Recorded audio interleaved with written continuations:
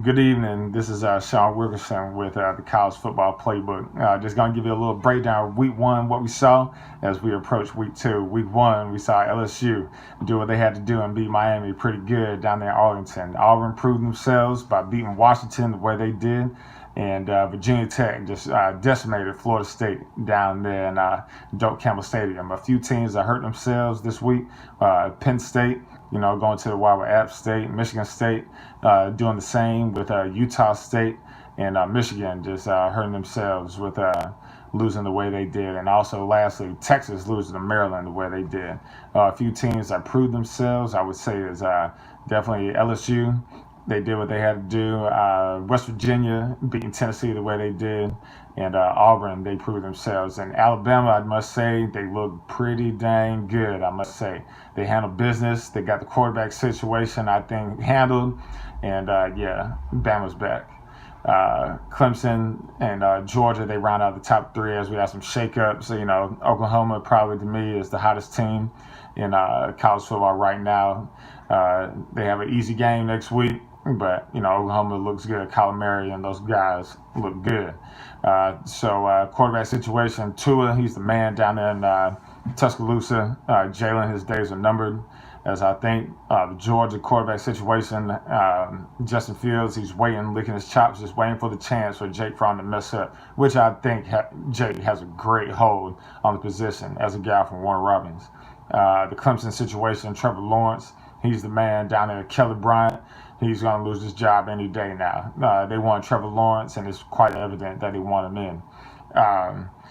I have a few questions. Mr. Ed out there in Lawrence, Kansas, asked me to rank the conferences by strength as their weight should hold up towards the end of the year. SEC, clearly dominant.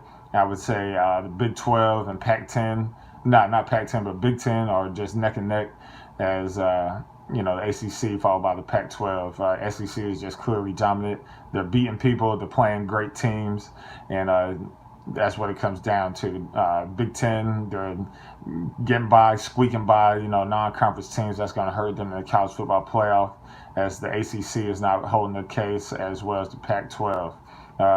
From 2003, the past 15 years, the SEC has won 10 national championships, so that's saying something right there. I don't think the committee will allow them to have all SEC college football playoff, but you never know. The SEC proves themselves. The top five, top four SEC teams are better than everybody else in the country. Why not? That's what I say. And another question comes from Ted out there in Bonita, Georgia.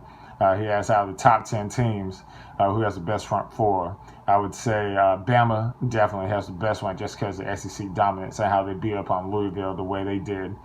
And Auburn, I would say they're right behind them. And Clemson, they're right there, at number 3. But LSU is a team to watch out for as West Virginia because those boys are hot right now. Virginia Tech is hot right now.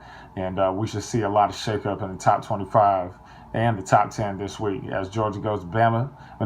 Georgia goes to South Carolina with Will Muschamp and those guys, as it should be a good game. The games of the week, Georgia, South Carolina. I got Georgia winning that game in a close one. It's going to come down to the nitty-gritty, to the end. And we have USC versus Stanford. Should be a great game. And then another game, Clemson versus Texas A&M. Should be a great game down there at College Station. They call it 12th man for a reason. But if you would, just leave the comments and reviews. And, just look forward to a great week 2. Go Dogs.